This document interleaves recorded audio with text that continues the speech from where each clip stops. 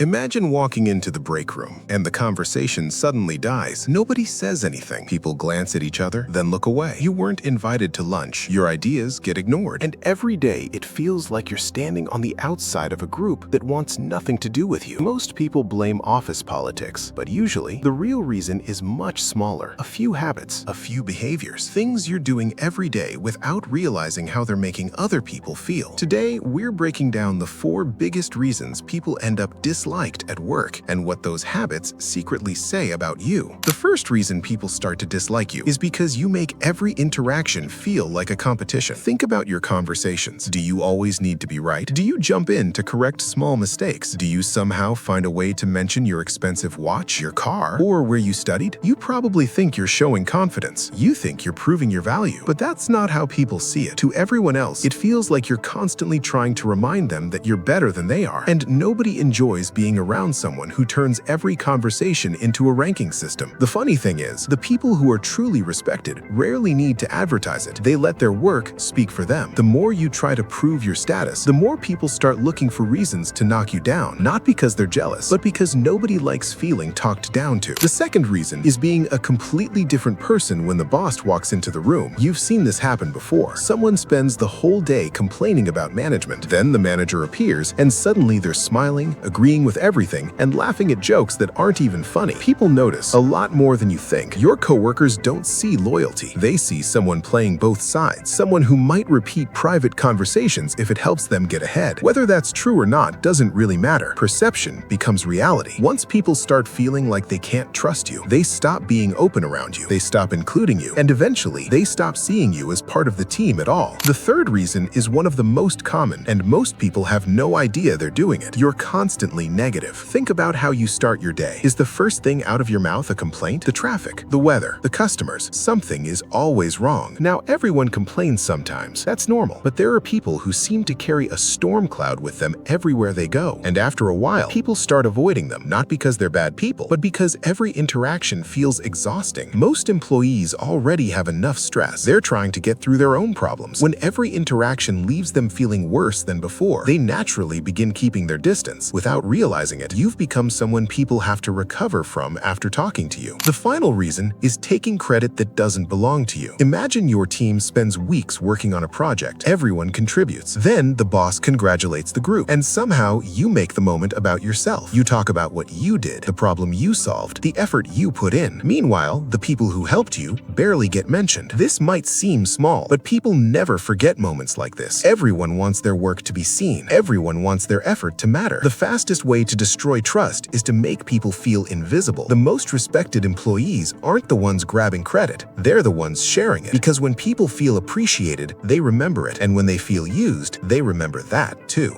Being disliked at work usually has very little to do with talent and a lot to do with how people feel when they're around you. The workplace is more than deadlines and meetings. It's relationships, and the people who understand that are usually the ones who move forward. Pay attention to the room. Listen more than you talk. Give credit freely, and stop making enemies where they don't need to be any. If you want to master the psychology of influence, confidence, and social power, subscribe to the channel, and we'll see you in the next one.